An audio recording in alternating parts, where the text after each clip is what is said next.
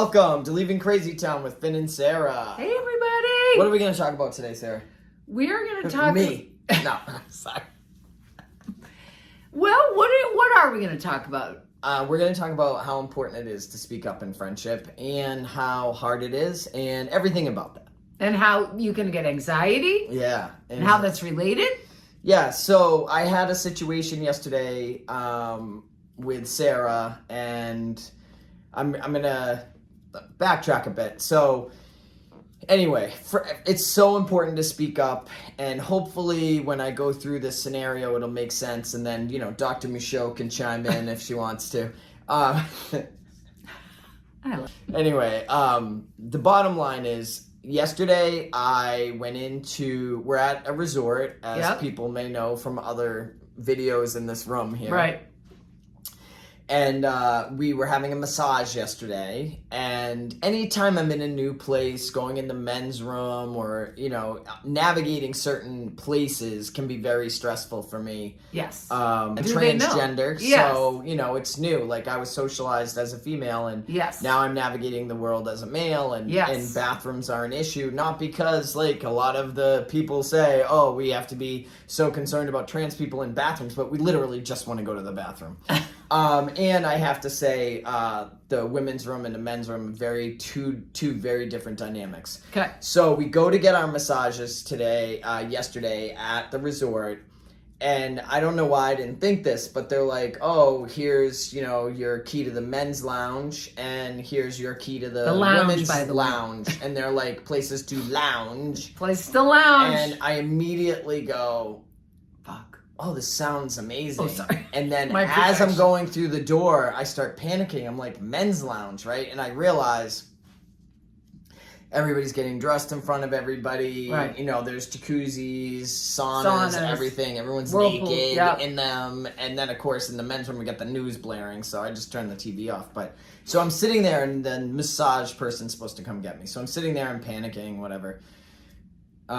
Massage person comes to get me. I have the most epic massage ever, but in the meantime I was thinking, like, I gotta get out of here. Right. I was just panicking, and then after my massage I had to go to the bathroom, but there's no like private place to use the bathroom. It's all kind of open, so I'm like, I gotta go back to my room. So I didn't, whatever. You were having a lot of anxiety. I was having a lot of anxiety, and everything works out.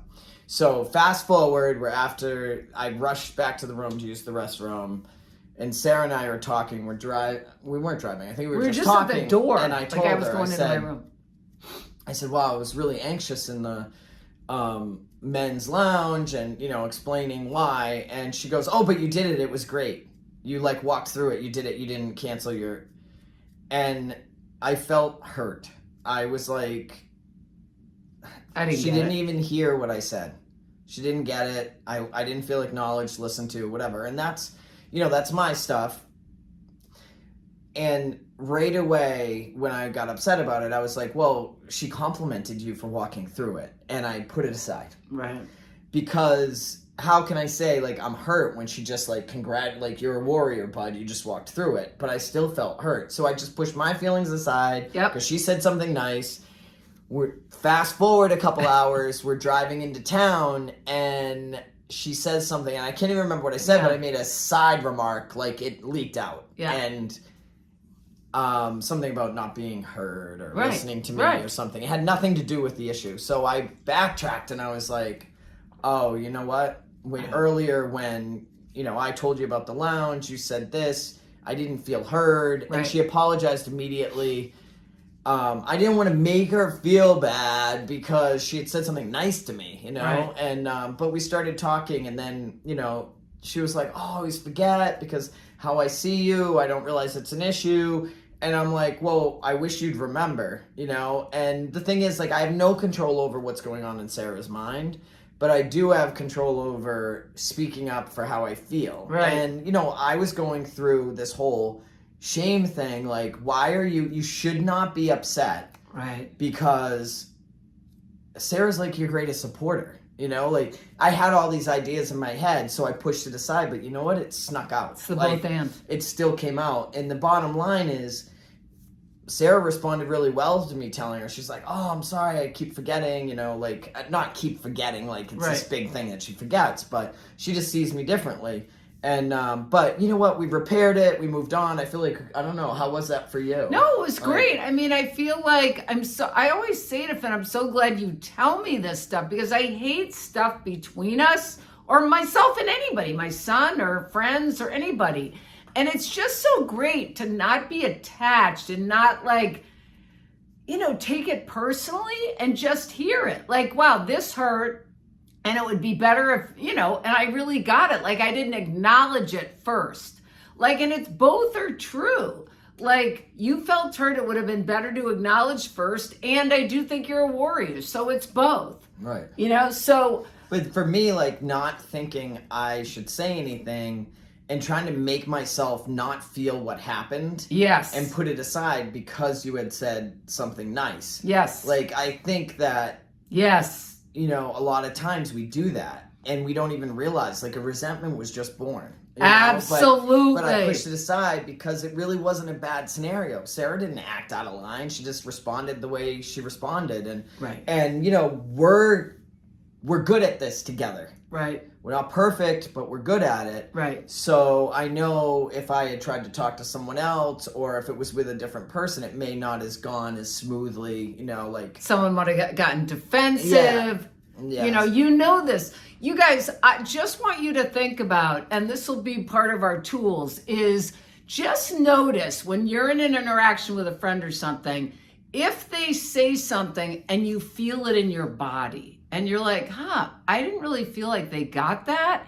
And then notice if your mind starts going, oh, but they didn't mean it, or that's what we do. You shouldn't feel that way. You shouldn't feel that way. And then think to yourself after the exchange later, is there anything I need to say to that person? Yeah, and I'm wondering, do I push the feeling aside because... like, I'm judging myself for having it, one, and two, it happened so quickly because I don't want to take the risk to talk to you about it. Like, sometimes it's both, sometimes it's one or the other, but it happens so fast with me where I say you shouldn't feel that way. Right. When I start adding up, like, all the ways Sarah supports me, but you know what? It's not going to change what happened. That's the thing. It doesn't matter. It's all, again, we say this so much, it's both. It's both. It's the both ends. You can be hurt and you can love the person. And that's relationships in general, though. I mean, this is the thing with friendships. Our friends are going to hurt us sometimes without knowing it. The problem is something happens, we minimize, deny it, it creates a resentment, and then it gets in the relationship. And the wedge starts. It comes out sideways. That's right. And we know as people in recovery, addicts in recovery, codependents in recovery, that like Bill W. says, resentments are the number one offender. And writing it out and then communicating and not communicating it like Finn didn't come to me and say, you were an asshole, or why didn't you understand? What he said is, my feelings were hurt. That's the distinction. When you own it, it opens up the space for the person to want to connect. But if you're like pointing the finger or blaming, the person's just going to say, I didn't mean to do, it's going to create that. My stepson says that he wishes people around him would understand that his actions and review his actions with positive intent. And I'm like, that's a great idea. Like, I know Sarah loves me and I know Sarah supports me. So I know she wasn't trying to hurt me. And purpose, like, people think, like, you did this, you did that, and we get so aggressive with others. If we just believe that the people in our lives that love us are acting with positive intent, they don't want, I know my friends don't want to hurt me. I know I don't want to hurt anyone. Right. So to view it that way, it's a lot easier to communicate it. Like, I said to Sarah, I know you love me. I know you don't mean to hurt me. Right. Like, I know that. It doesn't mean stuff's not going to happen. So, what's the tool of the week? If you have a resentment, work it out. Try to communicate to people you love. And try not to take it personally. Yeah, and it doesn't even have to feel like one of those huge resentments. Just talk about it. If your feelings are hurt, just talk about it. Tell the person, like, oh, that hurt, and I know that's not what you meant, And you know what? They did. The reason why this is so important is because it's something codependents do not do. And addicts. I mean, freaking using is all about covering this stuff up. As soon as I have a feeling, I'm already trying to remove it. Yes. Nope, that didn't happen because I don't want to walk through and take the risk to share, talk about it. But it's so important. So important. So this week, you guys, we're leaving Crazy Town. Take a risk, share one tiny thing. We love you. Just one tiny thing. Fasten your seatbelt. We're out of here.